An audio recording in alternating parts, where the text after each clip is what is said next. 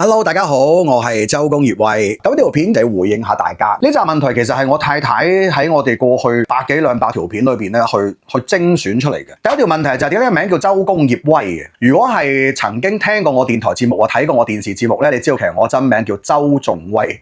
其實將個歌頌個頌字左右拆開，咁啊叫周公葉威，咁啊叫下啲人叫周公，冇所謂啦。你想點叫就點叫，最緊要你覺得入腦順口就 OK 啦咁樣。平時點樣發現啲美食嘅？我都係睇網上啲評論。我哋食咗一啲好食嘅，當然係大力點讚啦。咁有啲覺得普普通通嘅，咁我哋都會作出一啲比較真實嘅客觀嘅觀點咁樣。點解你成日食都唔肥？哇！我肥咗好多，好唔好？如果大家可以撐我上年由10月份去完汕尾，一直到今年年頭，其實我肥咗成10幾斤。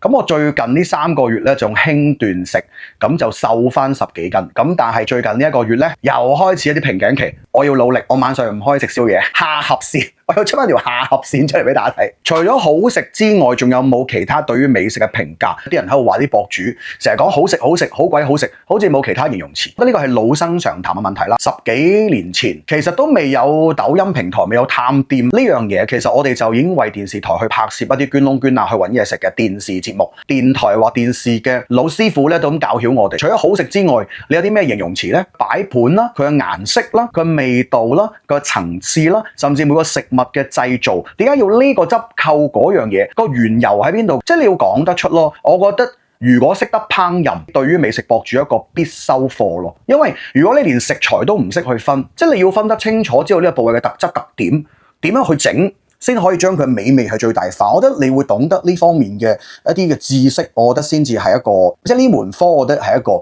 美食博主嘅一個必修課咯。有冇人鬧我啊？梗係多啦，多得是啦。有啲人會覺得你去食話好食，我去食覺得唔好食，即係好難講嘅呢啲嘢。即係有時千人千味，咁大家口味啱嘅，咁啊啱河車，大家可以做 friend 咯。有時啲三觀唔夾嗰啲咧，就好難可以行得埋嘅。我試過俾人鬧得最勁嗰個係曾經有一個人，我覺得佢有少少惡意攻擊嘅。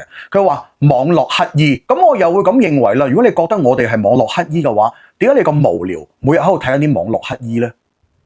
我又唔明呢個話題嘅，真係。你覺得點解咧？嗱，我覺得呢啲問題咧就唔夠尖銳啦。我知道你仲想問嘅，係咧不妨評論區打出嚟。再次多謝大家，老細點個關注咧。